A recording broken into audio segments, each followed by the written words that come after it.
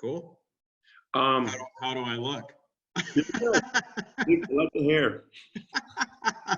Awesome. Well, we just got done with a play session with Mocha. So he waits at the door for that dog. It's amazing. Oh, really?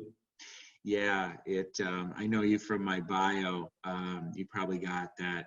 So we lived on the same floor as Lindsay and Brendan,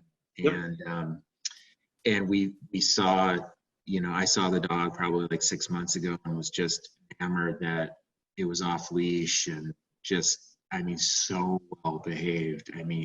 It was amazing. Like when I first met it, it was funny. I was walking around the corner and I ran into this dog. Like anybody with a random dog or by it, I was like, oh my gosh.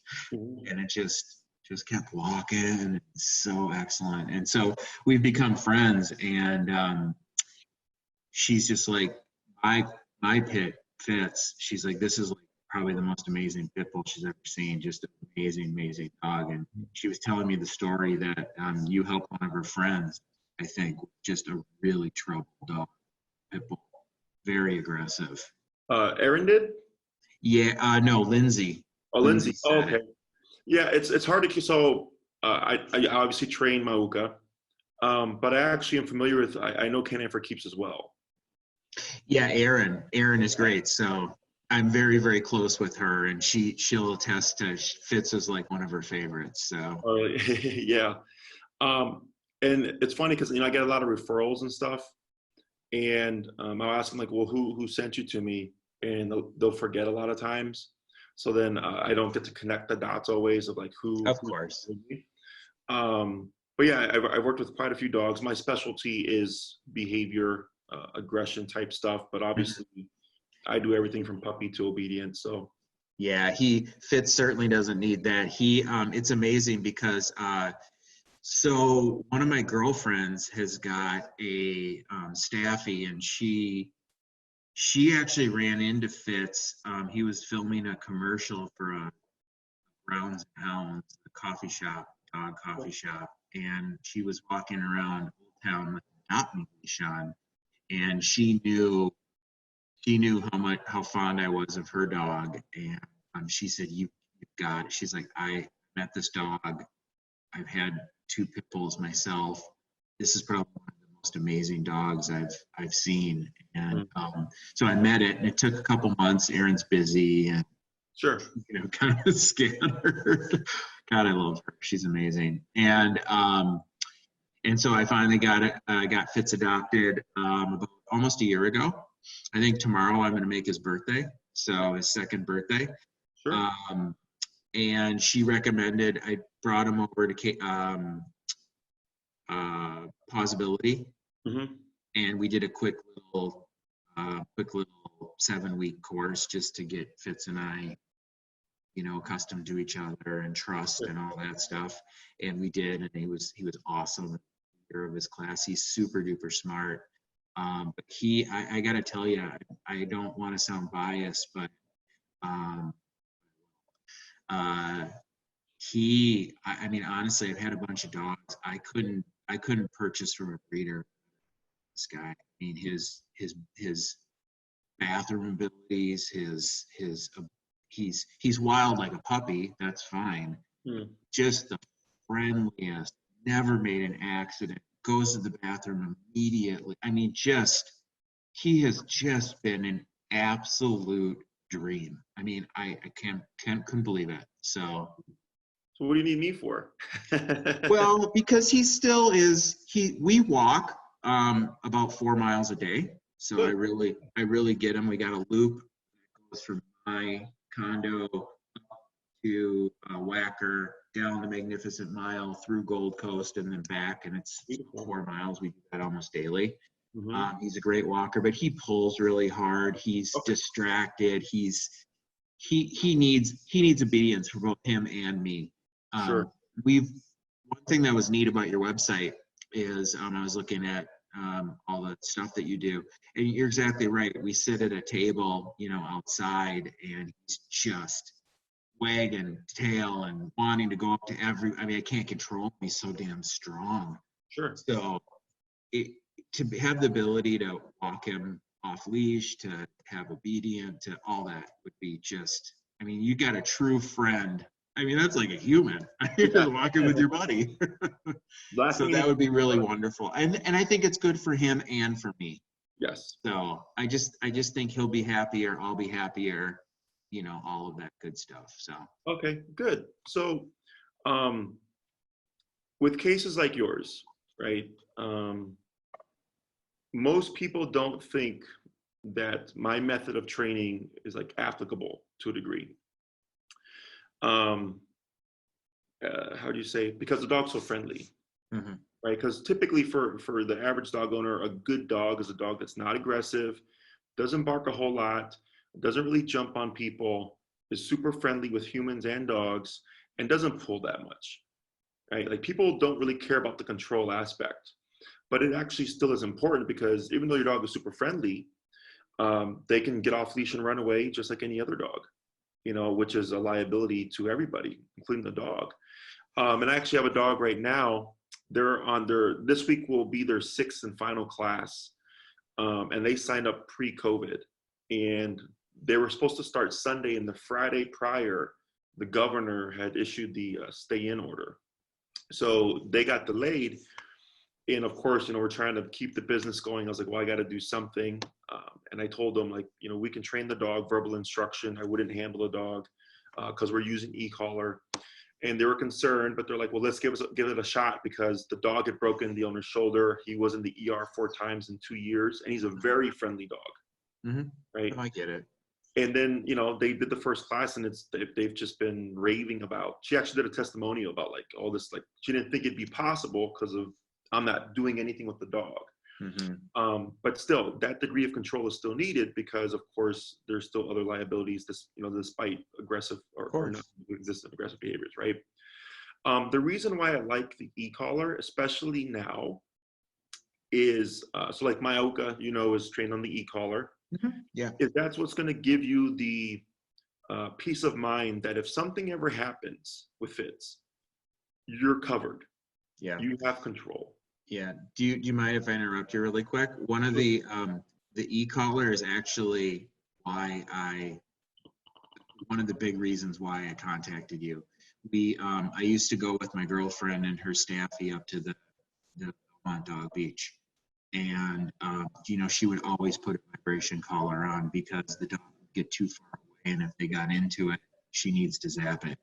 Sure. And so I am 100% in favor of that. I have no issue with that whatsoever. And actually, it's one of the things that got me to call you as soon as I did because I took Fitz a couple weeks ago before they closed it to the Forest Preserve up at Beck Lake and let him go swimming and play in the mud. You know, that's like 40 acres up there. Well, he got so far away from me, I was just keeping my fingers crossed that he wouldn't get into it. Because it's not him, but if 2 other dogs start fighting, oh man, he is in there. And yeah, he only has 2 of the things like you mentioned in your five points there. One is he's so happy he jumps on everybody. He's got to stop that, and he pulls. He has to be. If he walks by himself with me, we can walk almost the whole 4 or 5 miles, and his leash will have play in it. But if we're walking with another dog, he has got to be in the lead. Yeah. So he is pulling and pulling and pulling because he has to be in front of that other dog. Like he's like, I got to be first to everything. Yeah. So he pulls and he jumps, and most people love it because he settles down right away, but he's so happy he wants to jump up on you. So yeah, those are the 2 things. Otherwise, friendly. I mean, I can take his bowl of food away while he's eating, you know, no problem. So he's super, super great. And so I think he'll take wonderfully to your training. And, okay. Yeah, but the e-collar is something that I've wanted because in the summertime, I want to take him to a place where he can run, but I've got to have some control. Correct. Otherwise, I've seen him get into it. And if I'm not there just to yell Fitz, and when I yell Fitz, oh, he's down. He drops and he goes down. He knows Okay. I'm boss. Sure. But if I'm not there, forget it. Okay. So one thing, so this is all good.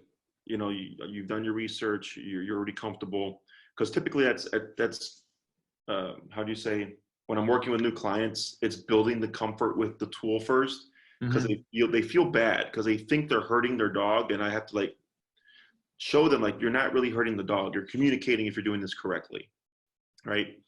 But in case of an emergency, you know, if a dog is running towards, like I had this happen to a client, she was at a park and the dog took off after a rabbit and almost hit the street, and she had to max out the collar, and the dog jumped up, yelped, but ran straight back.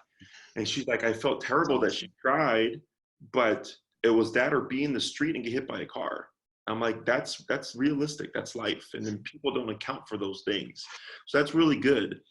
And it sounds like you may already be aware of this, but I'll just iterate it anyways, just as FYI. You know, when we do the e-collar training, one of the most common questions that I get is, when does the e-collar go away? And I tell everybody, never, when you need it. Okay, it doesn't mean he's wearing it 24/7 for the rest of his life. It just means every time you go for a walk, you would have it on him. It doesn't mean you're always using it. It just means that it's present, right? Just in case life happens and you need to have that control in case of an emergency, or, you know, because he's a dog, he doesn't learn to the degree that a human does, and he's going to make mistakes, and you have to have the ability to correct them. And the e-collar just makes it very simple, because it's everything, like you said with your friend, it's the press of a button. Right there. Okay. Yep. I'm familiar with that because I'm originally from Minneapolis and I always had dogs. And the first thing I've had my dogs on invisible fence.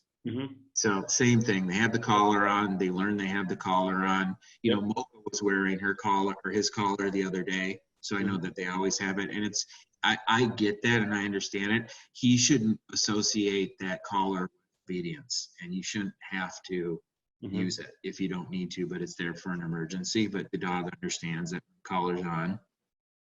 He associates with obedience.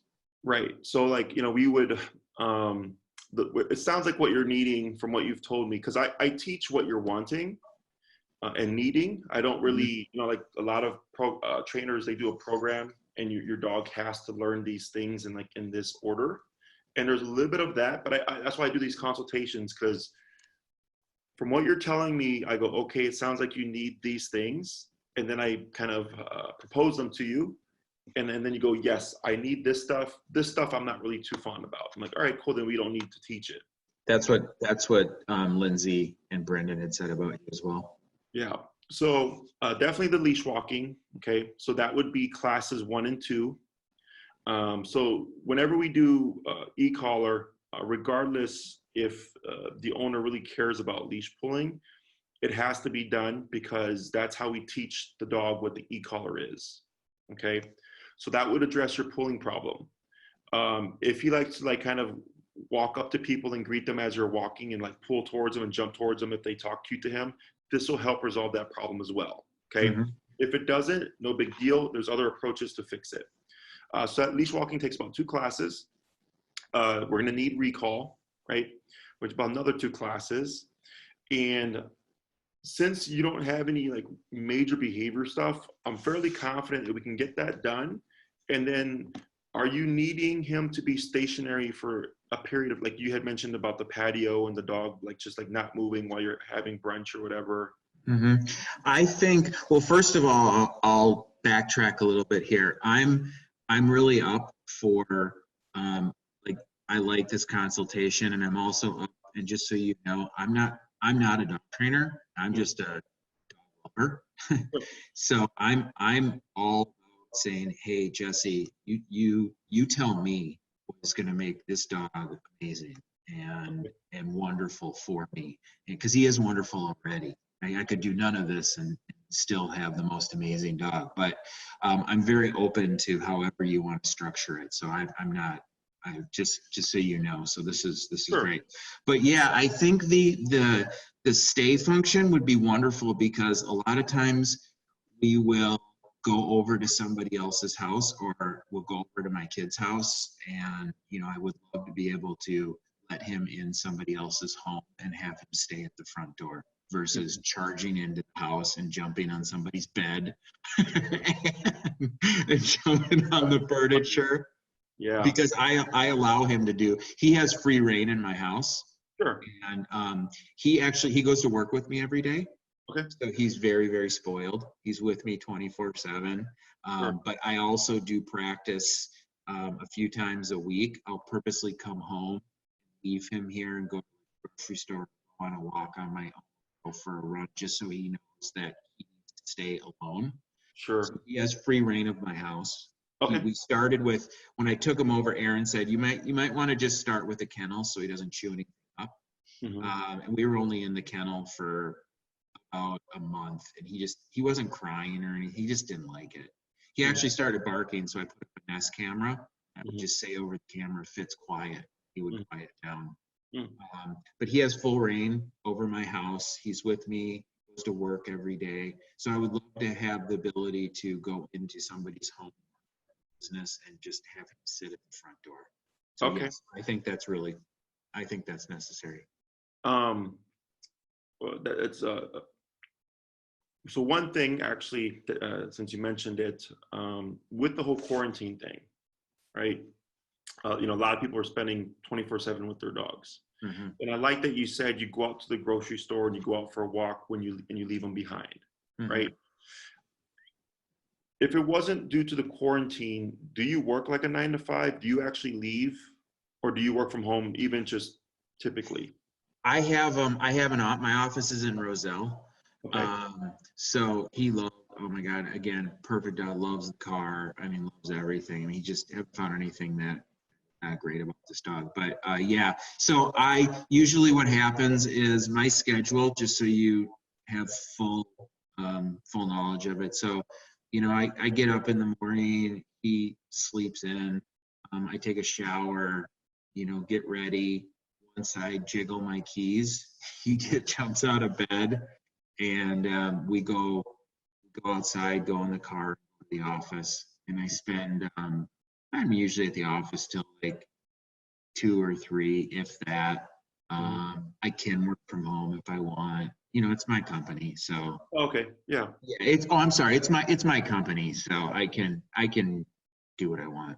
Sure. Yeah. It's nice to own your own business, huh? Yeah, well, that's about the only nice thing. Well, yeah, I mean, right now it's a little bit harder. I mean, Right. So, Right. So one thing to bear in mind, okay, is let's say for whatever reason, in the future you would have to leave Fitz for a longer period of time, right? You might have some issue there. I'm not saying that you will, but it's a possibility, right? Because you've done short increments. Which isn't the same as like 4 to 8 hours, which is like the standard workday for people, 9 to 5. So what I suggest, I like that you're leaving. By the way, though, I have done the 5 hours. Okay. Not for work, but I've left him here at like 4 o'clock, and then I went up to my ex in Northbrook, and had dinner. And he was fine? Yep. Yeah. Okay. He might wait at the door a little bit, but no, I mean, the silly dog, if I leave my second bedroom open, I have this piece of jade, Buddha statue that I got Sure. in China like 10 years ago. He loves to go get the rock and bring it out. All he does is get it, and he puts it on his chair. Sure. He sits with it. He's bizarre. He does that with my shoes too. He'll grab a shoe. He doesn't chew it. Sure. He plays on it, puts his nose in it, and lays his head on it. Yeah. Bizarre. So I have left him for 5 hours or longer. And after a while, it takes him about 3 hours to settle down and finally go to sleep versus standing at the door. But Sure. yeah, I have left him for a while. I'd recommend, if possible, whenever you have the opportunity, take that opportunity. Because if things ever change where you'd be gone more often than not, he's so acclimated to 24/7 with dad. So, but otherwise, it sounds like you have a really good dog. Yeah, he's great, and I try to much. I try to, what I say to myself is, it's his world. I just live in it. So I try to think about him first and how. That's why I do the. You need to. I know you're with me all the time, so you need to stay by yourself for a little bit. Right. So I try to think about, because I agree with you. There are going to be those times where I'm in appointments all day and he needs to stay for a long time, and I need to get that handled. Sure. And in pre-COVID, I'm assuming you had guests over and stuff. Yeah, He's fine. Oh, friendly. Sure. Loves it. He even walks out in the hallway and greets everybody, and yeah. Okay, excellent. Yeah, because the other thing is, a lot of people are getting dogs now, and I'm telling them, one thing they want to be aware of is the separation anxiety, but then also that since if they're practicing social distancing, no one's having guests come over. Yeah. That they don't know how the dog's going to react. Post-COVID, when guests come over again, the dog, it might be a negative response. So it sounds like you're pretty much. Yeah, he's actually too. He has. So we've got. Yes, I've had guests over, and he's fine. Yes, we've gone outside, and he goes to my office every day, so he sees people there as well. Also, I'm single, so if I stay over at a girl's house or a friend's house, he actually will go with me and stay there.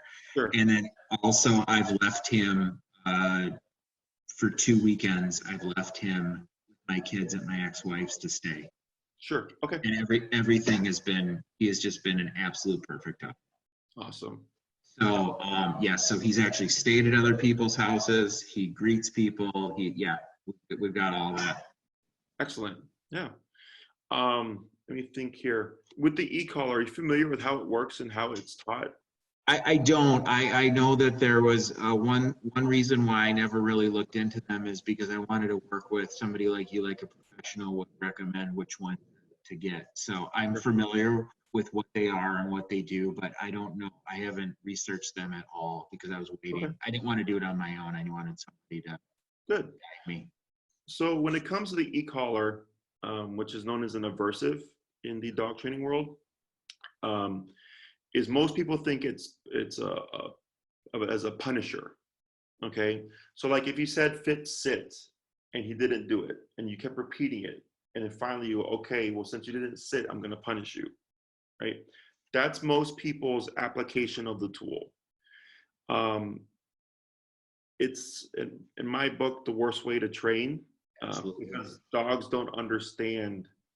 They don't understand being punished for sitting. So like if my mom said, wash the dishes, and I didn't wash the dishes and she spanked me, I could connect those things. Understood. Right? Dogs can't do that. Yeah. I learned a lot of that in Pausability, by the way, too.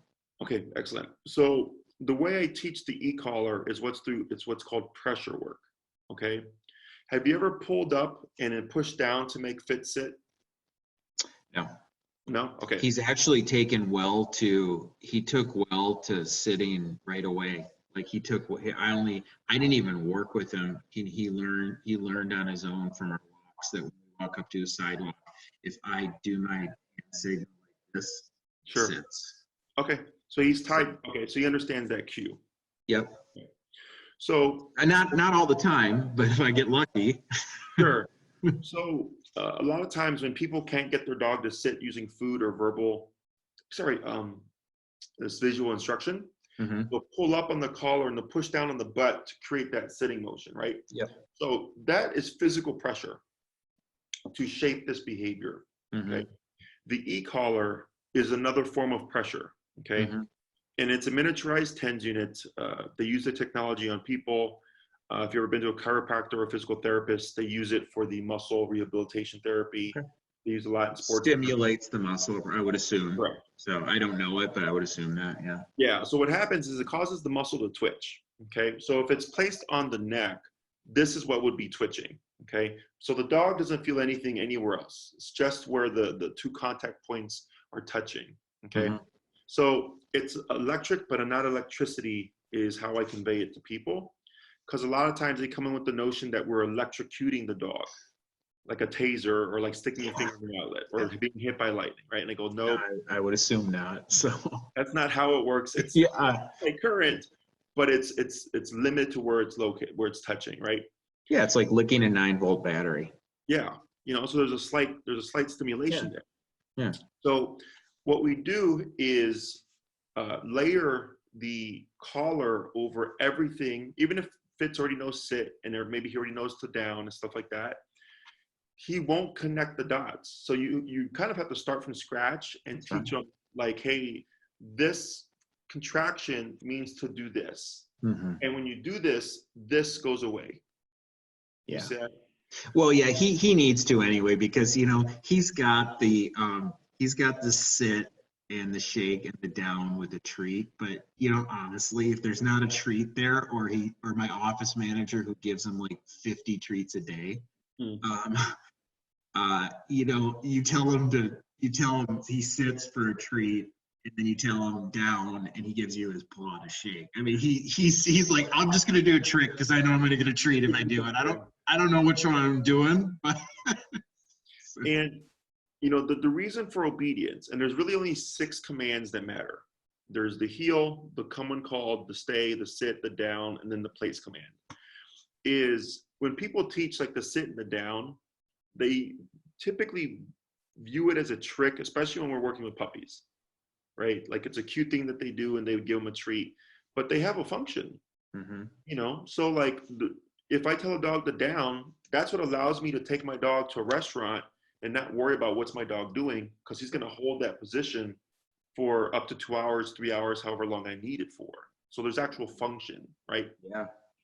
And to make your obedience mean something to where Fitz is sitting and not jumping on people, or laying down when you're eating your food and not going up and like wandering away and stuff, is where the aversives come into play. Okay. And that's what balances everything out, because then it makes it mean something. Because let's say you told Fitz to down and you give him his treat, right? And then he gets up and walks away. What's the repercussion from that? Yeah. You know? And you might say, well, like, I'm not going to give you another treat. Well, he's like, I don't care. Exactly. You're completely like, I'm talking dog language. Yeah, it resonates with me. So right. So, you know, when I come in with these tools, people think, oh, you're going to just make the dog, you know, yip and roll in discomfort. And I go, no. I'm like, every dog is different. You know, I do want reliable, functioning obedience that the owner does not worry about. Will my dog listen? Right. And so what makes me an effective trainer is that every case is different, and I go to the extent needed to get that result. Okay. So I could have 2 Rottweilers, both 150 pounds. And to give you an example, my collars go 0 to 127. Okay. And they go incrementally 1, 2, 3, 4, 5. Wow. So there's a big range, right? Yeah.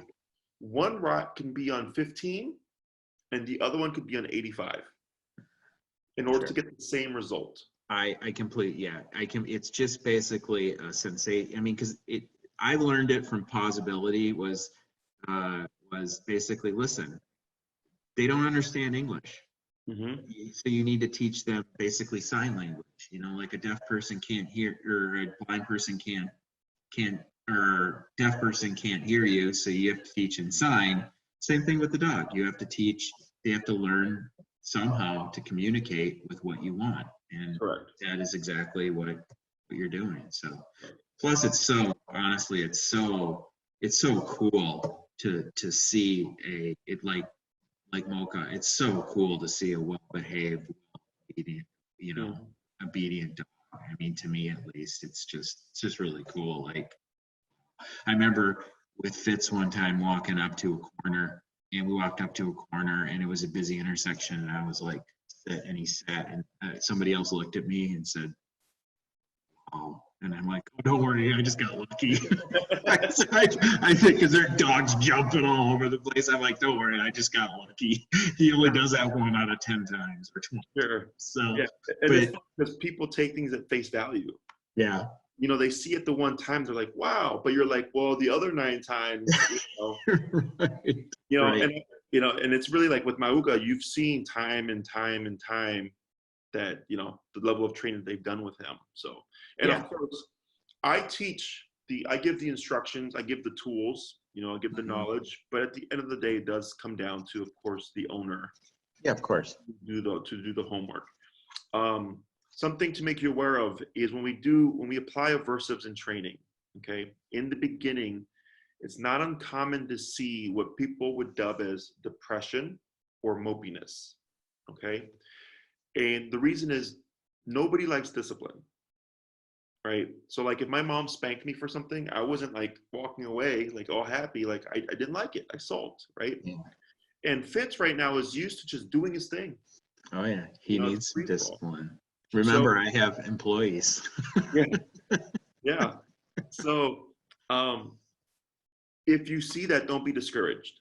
Yeah. You know, 'cause people get concerned, like, are you changing the personality? I'm like, no, the dog's still the dog.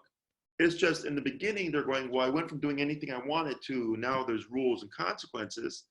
But what ends up happening is as you practice these things with him, he starts to learn in the game and goes, oh, you know, when you say sit and I do this, nothing happens. If you say come and I come right back, nothing happens. When you say heel and I lock in right here and I don't jump on people and I sit down when we stop, nothing happens. Is that they start to open up and they're like, oh, okay, it's just there's rules to things now and it's just not a free for all anymore. So, but yeah, many he doesn't need a free for all anymore. He's had his fun. It's been a year. He's had his fun. So, you know, people, they see that, they feel bad, they feel guilty, and I'm like, don't worry about it. You know, you can't have both, right? You can't have how do you say, a free-for-all dog that you have absolute control over. Like, it's Exactly. just how it works. Somebody's got to be the boss. So Yeah. How much does Fitz weigh? he's a smaller Pittie. He's 55 pounds, if that. Okay. Maybe a little bit less. Would you say he's pretty solid, or is he kind of like Super. He is probably the most defined fit dog that I've. Here I can show you. Sure. Oh.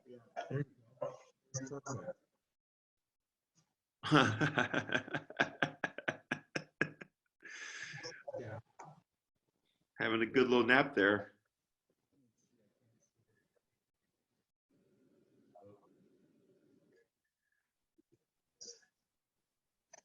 Yeah.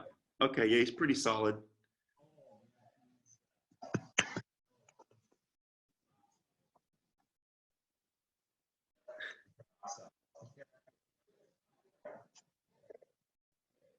So, okay.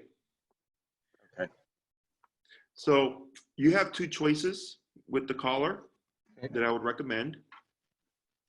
One runs about I think it's $287 with tax on Amazon, and one runs $352 with tax on Amazon. Okay. The difference between these two collars is, and Maria would send you all this information, is one is meant for 70-pound dogs and under. The other is meant for 70-pound dogs and over. Okay. When I work with Pitties, what I recommend for people is to always go a notch higher. Okay. The reason is you want to think, let's say Fitz is super sensitive and we get everything really low, like that's all great, right? But we want to plan for the day that shit hits the fan, right? And let's say you're at the park with Fitz, he's having a grand old time, and somebody decides to set off fireworks, and it spooks him. Yeah, no, yeah, he needs the. So we're thinking about the fear, and then the other thing is the body, right? And pits are pretty resilient. That's why I asked, like, what's his build? So should that happen, it's not just the physical resiliency of the dog, it's the state of mind the dog is in that you're trying to kind of compensate for. Right? Correct. So my whole theory is I'd rather have it and not need it than need it and not have it. Okay. Yeah, because the more expensive one does everything the lower one does. Plus, it goes a little bit higher. Yeah. Okay. So that makes more sense. Yeah. Yeah. And this way, you know, you don't have anything to worry about. You got the best collar there is, and then, you know, you have that peace of mind. Okay. But technically, both of them are of course options for him. Okay.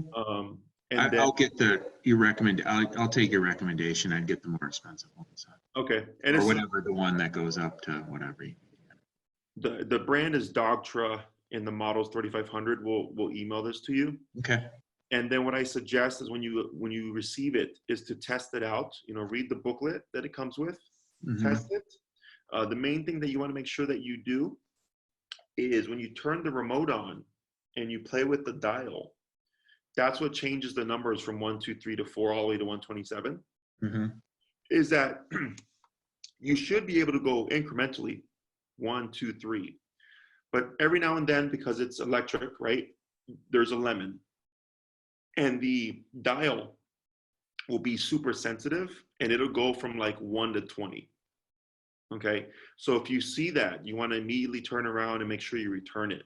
Okay. Because there's something wrong with the remote. And so you want to exchange that. Okay. It's rare. It happens maybe once a year. Yeah.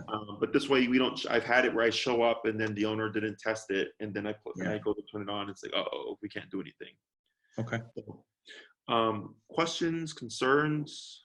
No, I'm hoping that I'm hoping that you when I talked to Lindsay and Brendan, you trained them right across the street at the park here. Sure. Hoping that we do the same thing. We got a wonderful park across the street. Yeah, we can do that. Okay. Other than that, no, I just no, I think that I'm pretty good. Okay, so just a couple more things before we tie up. Okay. So yeah, I have no problem meeting you over at that little, like, there's a dog park in like the riverfront there. Yeah. Because we're not doing anything in home due to the whole epidemic. We can't even have people come to the facility, so I have this 13,000 square foot facility that I can't do anything with right now. Where is that? Where are you located? Logan Square. Okay. Yeah, I'm right off the expressway by Western and University. Got it. So yeah, so we'll travel to you. And I used to do in-home, but now with this whole thing, what we've been doing is we're keeping it outdoors. Now everything now is currently verbal instruction. Okay. All that means is it might take a little bit longer for you to get the idea, but the training tool and the exercises are easy. Once you get it and once you grasp it, it's easy. Okay. What do you mean verbal? What's different about than normal? Aren't they all? Or... So typically pre-COVID, I would show up, we'd go outside, I would take your dog, Fitz, and I would take the remote and I would start working with them. Oh, I understand. Give you a visual, and then I would hand them back to you, and then I would coach you. So now what we're doing is you come out, I'll coach you through everything, but I, as much as possible, try not to handle the dog. Okay. And the reason is because we're rebuilding the business. I'm at, I think, 8 clients now. And we went from 30 to 40 to 0 when this happened. And then now it's been kind of slowly coming back. Is that, people see me as one person, but I make contact with several people. So, it just, there's potential risk there, both for you and I. Okay. So you get the same level of obedience that, Lindsay and Brendan did. It's just, you're going to be doing the work yourself. And a lot of my clients are liking it because it's them learning the concepts. The visual aid was great because it gave them a picture, right?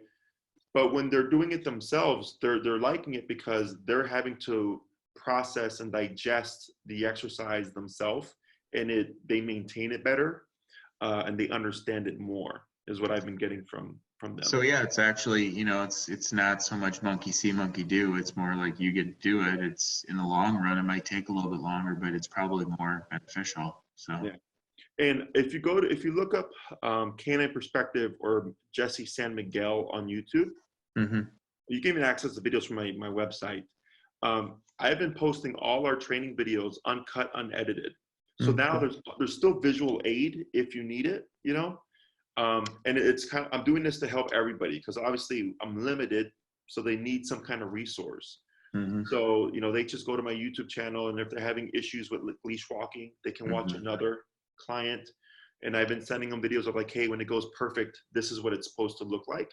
Well, yeah, that video you have on your website of you walking the 3 dogs is amazing. And then you pick up a fourth and that thing starts walking with you. I mean, that is unbelievable.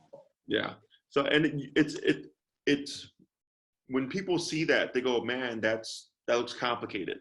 And I go, that's actually very simple. Yeah, Okay? I thought it, yeah, I don't think achieving it may be simple, but yeah, that's really what it should be. I mean, as long as you just teach them, this is what an obedient dog does. That's you're there. Yeah. Yeah. And the e-collar, of course, is the tool that allows us to get all these things. So, Of course. So what I would suggest for you, in terms of programming stuff, Okay. is I would say let's start with just the six that I've been doing with everybody, Okay. and we'll see what we get within those 6 classes. Okay. Okay. Now we've added complimentary Zoom sessions, 2 Zoom sessions to that program. Okay. So it's up to 6 in person, and then 2 Zooms as a program. Okay. And those Zooms are for, like, you know, when I see you, I really want to take advantage of that time and make sure that we do all the stuff where you need me to be there for, right? Mm-hmm. And if you have any kind of questions and stuff like that, we can always just schedule a Zoom call and use the Zoom calls for that, you know, just FYI, tying up loose ends and things like that. So we make the most of when we're together outside at the park. Cool. Okay. The past couple of weekends have been kind of spotty, you know. Mm-hmm. We train rain, sleet, or snow. So last Sunday, when it was raining, I worked through all my clients. So as long as you're wanting or willing to work out, like, you know, if it's not pouring rain, like, we'll meet you there. Oh yeah. Fitz and I went for a run in the rain. Then you get a nice bath. So yeah, there you go. And I tell everybody, it's important that you practice in all environments. Oh yeah. Weather, because your dogs may respond different depending on the setting. Right. We went to work yesterday. He wouldn't get out of the damn car. Yeah. Because it was raining. I had to drag him out. Yeah. So those are things that we want to be aware of and work through. And then I'm being accompanied by 2 of my employees, Brianna and Enrique. Awesome. And they've been there to film the session because they're my junior trainers. And unfortunately, there wasn't enough work here at my facility with things being so slow that I've been trying to figure out how do I get them hours, you know, still get them paid. Yeah. So they'll be tagging along as well, so they can learn. And of course, you know. Awesome. I'm glad that I'm hitting you at a time that you can use it. It means even more to me that I'm helping out a small business, because I am a small business and I'm very loyal to other small businesses. So it means a lot. I didn't know if you were going to be super busy or not. So knowing that you're looking for clients, it makes me feel even better. So yeah, we appreciate it. And what do you do, Scott? I'm in telecom. So we do voice over IP phone systems. We do video surveillance. We do door access systems. We do data wiring and voice wiring, things like that. All right, excellent. I always like asking because, you know, I needed stuff around the facility. You know, I reached out to clients. You know, like, you know, I know them, they know me. So sure. We do cameras and door access systems and things like that. So yeah, absolutely. Awesome. Good to know. Did you have any other questions or concerns, Scott? No, you know, you came to me referred, and also I've seen your work. So I mean, yeah, I mean, I was ready to go. I was just, no, I'm good. I can't wait to start working with you, and I think that you will do wonders for Fitz. I think I've seen him in obedience, even the simplest obedience, and I didn't really do any work outside of obedience. It was more just to get him to learn, you know, eyes, looking at me, and the kind of sit, treat, you know, kind of that stuff. And tell you the truth, I really took the obedience training more for me to understand how to talk to a dog. I always had little dogs, so I had to do it. So it was more for me to learn him and for him to trust me and learn me. And it was a recommendation from Aaron. He said, you know, just because at the beginning, the first month or so was really challenging. It was, he didn't know where he was. He thinking that he was going back out on the street. You know, he's learning. So it was just it was more of a bonding exercise. And now it's been a year. We understand each other. We communicate well. It's only him and me together in this world. And yeah, we're ready to go. I think that he'll do wonders. He'll be a great dog. I think he's going to take the training awesome. Excellent. Well, I look forward to working with you. Great. So Maria will reach out. Okay. She'll send you a training form, and then she'll invoice you, and she'll get you scheduled and everything like that. Okay. And then if you have any other questions, you're more than welcome to reach out, and then we'll answer them the best we can. Otherwise, unless anything pops up, we'll see you soon at some point. Yeah, for sure. So I'll work with her on scheduling and all that, and she'll send me the information. When I get the information, I'll get the dog collar purchased this weekend, and right away whenever, and I'll get it here right away. Hopefully there won't be a delay on them. Yeah, everybody's getting their collars on time. Okay. Yeah. Cool. So and just then make sure that you check it. Yeah. I'm sure I'll understand what you mean when I get it. So, Sure. And I'll get the more expensive one, and we should be all set. And then I don't know if you check it or not. If you want to see a little bit more of Fitz, he had followed, I think, both of your Instagram pages, you and your. Oh, okay. He's Fitz the Pitts. So Okay. FITZTHEPITZ, Fitz the Pitts. Sure. Yeah, I'll give you a follow. Yeah, he did both your Canine Perspective and you personally also.